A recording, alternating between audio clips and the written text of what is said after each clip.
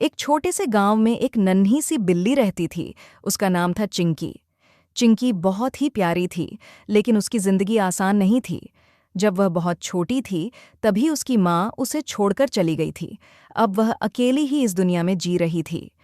ठंडी रातों में चिंकी एक पुराने टूटे हुए घर के कोने में सिमट कर सो जाती। उसे बहुत भूख लगती, लेकिन खाने के लिए कुछ नहीं मिलता।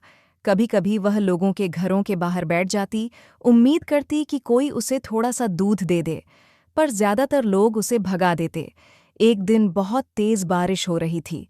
चिंकी पूरी तरह भीग चुकी थी और ठंड से कांप रही थी। तभी उसने एक छोटे से बच्चे के रोने की आवाज़ सुनी।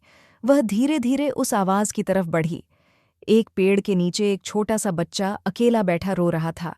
शायद वह अपने घर से भटक गया था। चिंकी ने उसके पास जाकर धीरे से म्याऊं किया। बच्चा उसे देखकर थोड़ा शांत हुआ।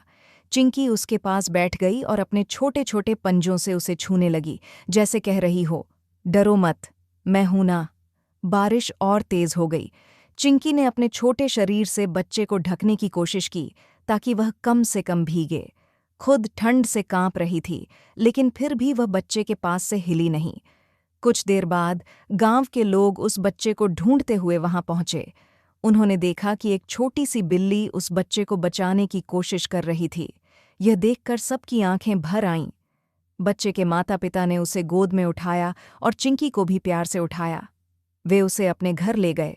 उस दिन के बाद चिंकी कभी अकेली नहीं रही।